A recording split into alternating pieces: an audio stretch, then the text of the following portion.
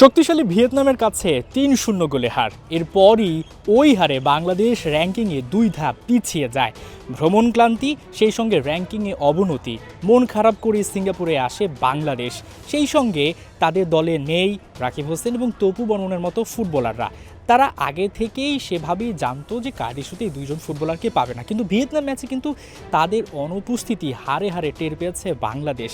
সেই অনুপস্থিতি কিন্তু সিঙ্গাপুরেও দেখা যেতে পারে, যদিও এই বিষয়টা নিয়ে খুব বেশি চিন্তিত নয় টিম ম্যানেজমেন্ট। আপাতত যারা আছে তাদেরকে নিয়ে ফাইট করতে হবে। পোর্সেলিন ভিয়েতনামের বিপক্ষে একটা প্রত্যাশা ছিল যে আরেকটু ফাইট হবে, সেখানে আপনার ম্যাচটা হেরেছেন এবং র্যাঙ্কিংয়েও একটা অবনতি হয়েছে। ভিয়েতনামে আমাদেরও এক্সপেকটেশন ছিল, কিন্তু আমরা সেকেন্ড হাফটা খুবই ভালো করেছি। সেকেন্ড হাফে আমরা ভালো ডমিনেট করার ট্রাই করেছি।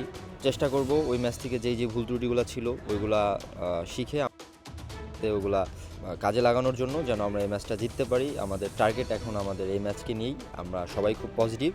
না, তারা থাকলে তো অবভিয়াসলি ভালো হতো, তো এখন আসলে নেই। তো আমরা যারা আছি তাদেরকে নিয়ে ফাইট দিতে হবে এবং আমরা সবাই প্রস্তুত ফাইট দেওয়ার জন্য। বাংলাদেশ যখন এশিয়ান কাপে নিজেদেরকে সি গ্রুপে সেকেন্ড পর্যায়ে রাখতে মরিয়া, ঠিক সেই সময়টা সিঙ্গাপুর এশিয়ান কাপ কোয়ালিফাই করে তারা একটা ফুটবল ফেস্টিভ্যালে মেতেছে।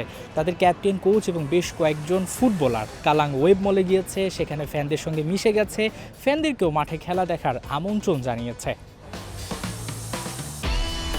বাংলাদেশের জন্য এ ব্যাপারটা মন খারাপ হতেই পারে, আফসোস হতেই পারে। বাংলাদেশ হয়তোবা এই সময়টায় এই ম্যাচটা শেষ করতে পারত, এশিয়ান কাপ বাছাই পর্বে উতরে গিয়ে নিজেদেরকে শেষ সময় ঝালিয়ে নিতে, কিন্তু বাংলাদেশ এটা করতে পারছে না।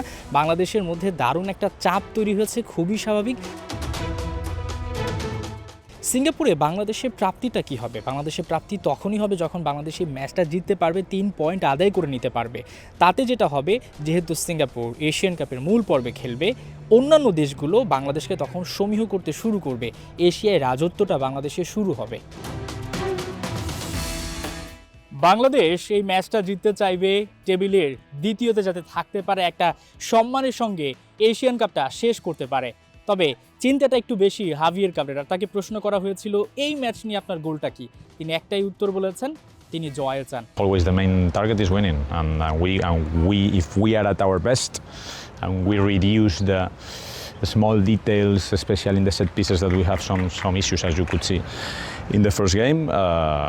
It's going to be a very tight game, and we can make it. We can get the 3 points definitely.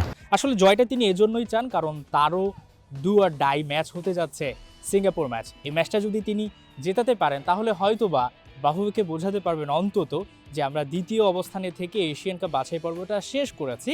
সামনে যে সাফ চ্যাম্পিয়নশিপটা রয়েছে, সেই সাফে হয়তোবা কোচ থেকে যাওয়ার জন্য এই পরিসংখ্যানটা দাঁড় করাবেন। কিন্তু সেই পরিসংখ্যান কি শুনবে বাফুফে, এবং সেটা কি আদৌ যৌক্তিক হবে? হাসান সজীব, ৭১, সিঙ্গাপুর।